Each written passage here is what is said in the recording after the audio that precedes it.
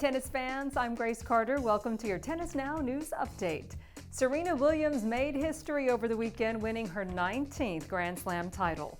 The world number one made major news this week, also announcing she will end a 14-year boycott and return to play Indian Wells next month. Hey everyone, it's Serena, and as you may have heard, I'm returning to Indian Wells in a few weeks. Indian Wells holds a special place in my heart.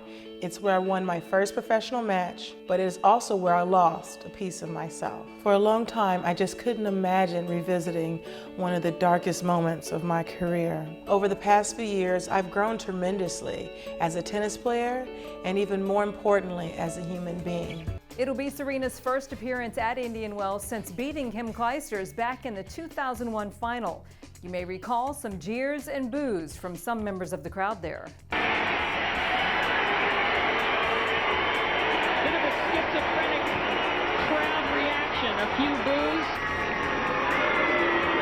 more boos from the crowd.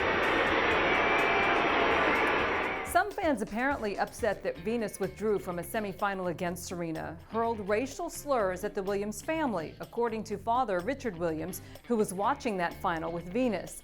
The controversy then spiked even further when some players at the time, including Russia's Elena Dementieva, suggested that Mr. Williams fixed the outcome of the matches between his daughters.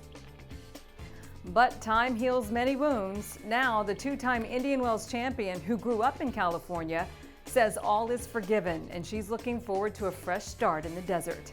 In a recent Time magazine column, Serena wrote that she plays for the love of the game, and it's with that in mind and a new understanding of the true meaning of forgiveness that she's going to return to Indian Wells in 2015.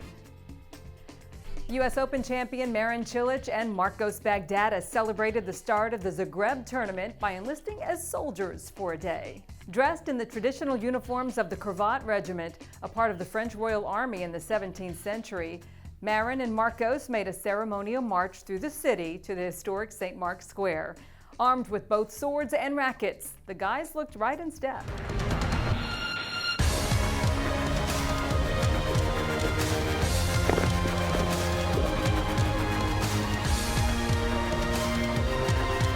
How would you like to have these two guarding your front door? A shoulder injury has sidelined Cilic this season, but the world number 8 says he hopes to start practicing in the next couple of weeks. And I gotta say, military service must agree with Marcos. He knocked off top-seeded Ivo Karlovic to reach the quarterfinals, getting congratulations from his wife, former top 20 player Carolina Sprem, and their adorable daughter, Zahara. The Williams sisters got some new allies for the U.S. Fed Cup tie against host Argentina in Buenos Aires this week. Coco Vandeweghe and Taylor Townsend have joined the squad, replacing Madison Keys and Varvara Lepchenko.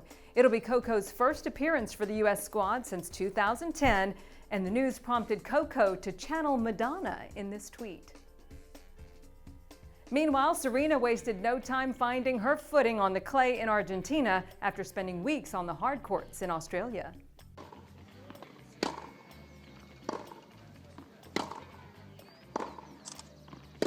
You know, tennis can break down barriers, even in prison.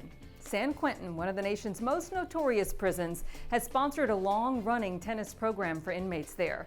Tennis pros and teachers give lessons, and as the crew from Vice Sports found out, even in prison, the court can be a sanctuary for health, fitness, discipline, and respect. We embrace each other because we love the game.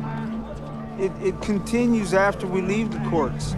We see each other in the blocks, in other areas of the prison, and we acknowledge each other with respect because that's what tennis gave us. Well, the Fed Cup first round gets underway this weekend, presenting a harsh climate change for players transitioning from the Australian summer to the European winter.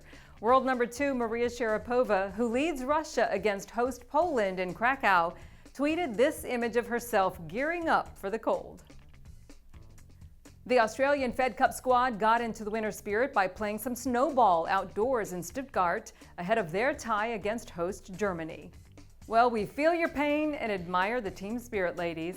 Defending champion Czech Republic travels to Quebec City to face Canada, while France plays Italy.